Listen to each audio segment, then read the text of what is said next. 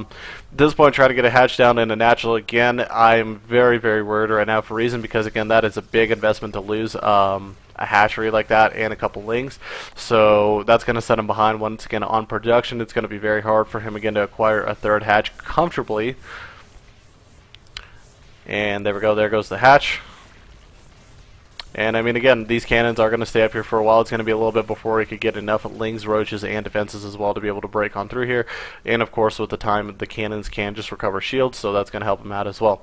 Now, kind of a little bit of an interesting face-off position. Reason was like looking at the probe's looking at the lings. It's just like, are you going to attack me? They're going to attack me? Yes, that is the case. He's going to chase him down at least. But again, like I mentioned, I'm really, though, worried for reason at the moment. He's very, very far behind in regards to the macro end of the game. Going to have a little bit of a hard time producing. I do like the idea behind taking the hatch over here at the front third, but it is a very exposed third at this point of the game.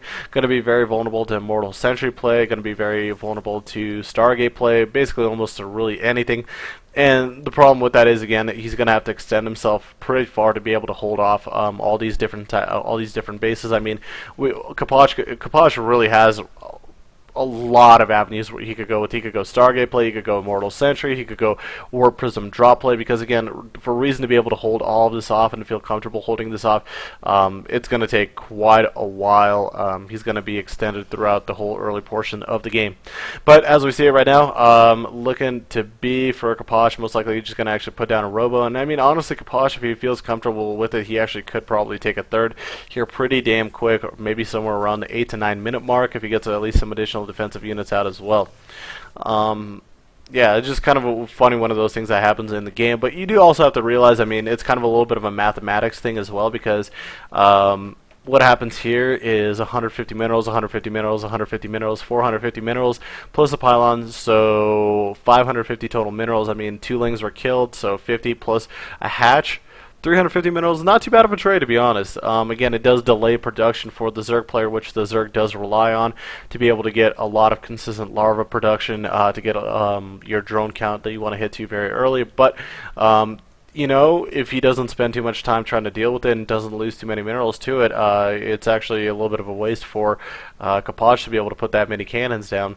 And that's what I was kind of wondering right there. I'm like, is he... I guess that's probably the reason behind it. He let that hatch just die because it was a little bit more of a mineral dump for Kapach to let these cannons finish up rather than keep the hatch, than rather canceling the hatch and then have him just cancel the cannons and recover that mineral count. So... here we go, 10 additional drones getting involved into the game, popping out. There we go, we are up to 58, so at this point, Reason is sitting at a very comfortable number. On the backside over here, let's take a look and see what exactly our Protoss player is going to be doing. Has 1 gateway, 2 gateway, 3 gateway, 4 gateway, 5, 6 gateways. Now, I don't see a robotics bay at all whatsoever, so it looks like Kapach might be going something similar towards last game and just going to go for a big gateway aggression push. Now, I am a little bit worried because... oh, I was worried until Reason actually decided to overdrone a little bit right here.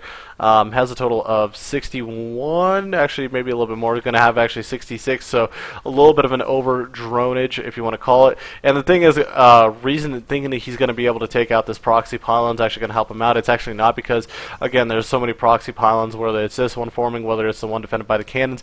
And this is actually kind of a little bit funny. This poor stalker's actually caught in the back over here, can't get out.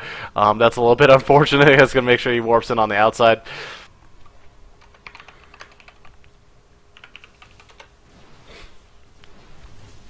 But here we go. Speedlings finishing up. No sentries for force fields. And you know, this could actually be a little bit of a blunder from Kapach if he doesn't control this very carefully. Doesn't get sentries involved as well. So it's going to take some really nice micro from both players to make this very effective. As we take a look and see, more additional defensive units are coming out. 10 roaches are underway. Getting his 1-1. Getting his 1 missile upgrade. Getting as well his speed. So without sentries, again, this is kind of a little bit of a tricky situation where we're going to be looking at him and be like, oh, he's got to be careful. So, but I still do think that he should probably keep most of his focuses over here at the third. That's kind of exposed. Try to take that third down. Get that spine crawler out of the. Get that damn spine crawler out of the way. That would be just like one of those things that like irritates me. A little bit of a delayed force field, doesn't catch anything with that, but trying to work his way into the choke. First stalkers are going down. Additional warpins are coming in here, but again, all the defensive units are coming up right here. More warpins are going to have to start coming in to be able to hold it and continue this push off. But again, the more the Protoss army is whittled down, the better it is going to be for a reason. he's sitting at 140 supply. I mean, he's got a healthy drone count at 64. He's got 14 roaches. He's got 3 hatch at play. Does he have a macro hatch? No, he does. He does have a macro hatch. Okay, that's kind of one of the reasons why he's got enough larvae to be able to outproduce him. And again, now we're going to watch as the roach numbers are going to be able to push this back slowly, and eventually Kapach's attack is completely thwarted, if you want to call it. And you know, that's kind of one of those things I don't agree on, even though it can be pretty strong.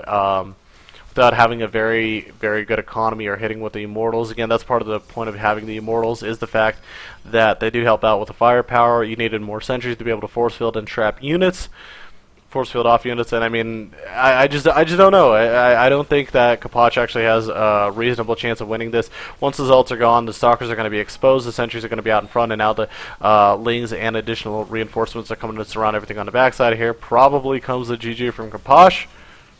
And I'm done. Okay, I'm done. Alright, guess their game is going to go on. Kapach does not want to lose. Even though, again, he does have another game in him. Even if he does lose this one, it is going to be tied up 1-1. But it does just kind of suck in general being this far behind overall.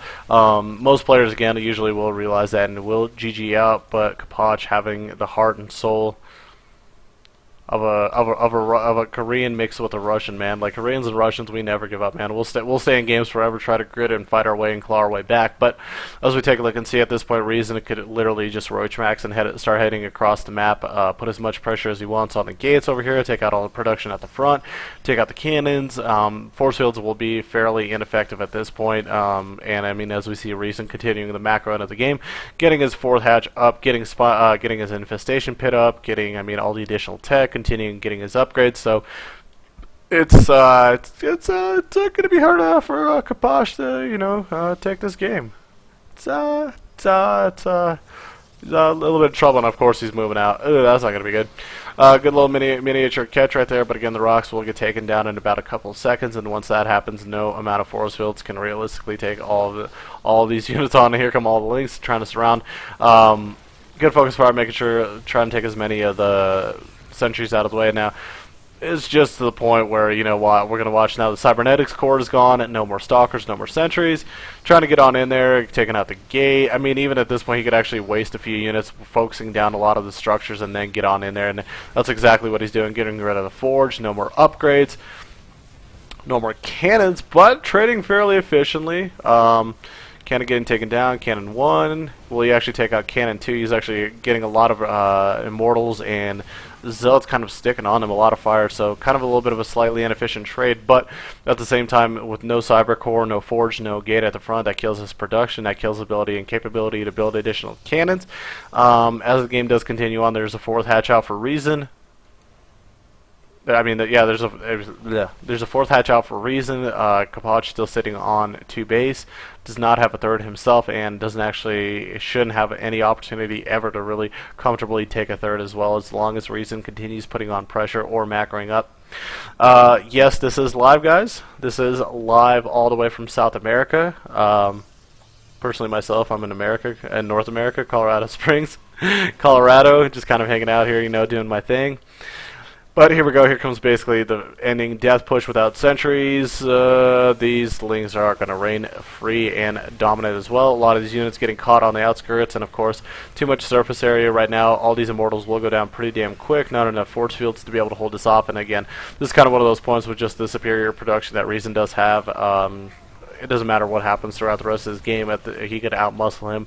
And now it should finally be over. There it is.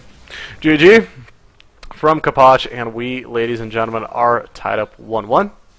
I am Cheesehead Logic, and this is the Vasacast South American Invitational Qualifier. Winner goes on to play in the Grand Finals on February 16th and 17th, along with players such as Snoot, Cos, Cloud, White Raw, Star Eagle, Damaga, Evaner, Vortex, Lucifron, and our recent Italian qualifier winner, Thermal takes Zium. So, of course, that's going to leave also several players who are still in the question mark at the moment. Actually, it's going to be, I think, 5, if I'm not mistaken. Yeah.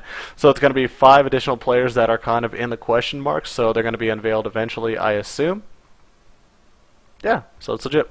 Be sure to check out go to www.vasacast.com/invitational, and you guys will be able to see all the information that you guys need.